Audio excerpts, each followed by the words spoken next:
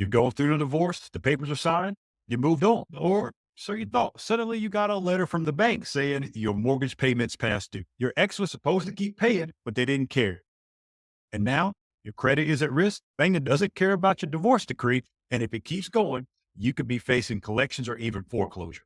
This situation happened way more than you think. And if it hasn't happened to you yet, this video might be the one that prevents it. Let's talk about why your name on the mortgage still matters no matter what your divorce agreement says, what you can do immediately if your ex stops paying, and how to protect yourself from ever being in this position. Let's start by getting one thing very clear. The lender doesn't care who your divorce attorney says is responsible for the mortgage. If your name is on the loan, even if you moved out, you are legally responsible for that payment. That means if your ex misses a payment, it hits your credit report too. If the house goes into foreclosure, it goes on your record. And even if they're making payments now, you're still financially tied until your name is off the mortgage. Most people assume that when the judge signs the divorce papers, everything's taken care of. But the mortgage isn't governed by your divorce. It's a contract with your lender. If you're just finding out that the mortgage isn't being paid or you're worried that might happen, here's what to do right now. Get access to the mortgage account. Even if you moved out, request online access to monthly statements so you can monitor the statements. Don't rely on your ex to keep you updated.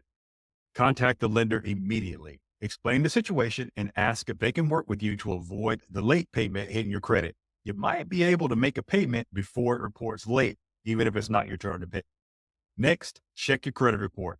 Go to a site like annualcreditreport.com and review all three bureaus. Catch damage early before it affects your ability to buy, rent, or refinance. And then finally, talk to a real estate professional as soon as possible.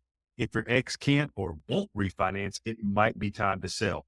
Protect your credit and get your name off the mortgage permanently. The best time to protect yourself is before this ever happens. But even if you're in the middle of it, you can still get out of it if you're smart.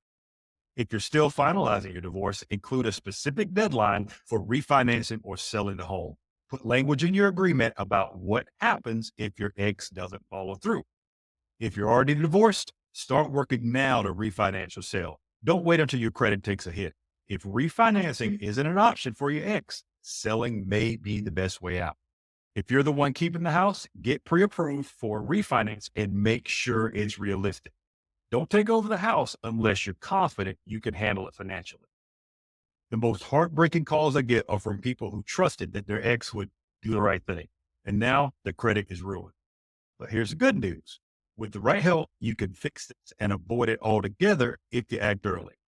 If you're going through a divorce or already divorced and tied to a mortgage in Raleigh, Cary, or the surrounding area, let's talk.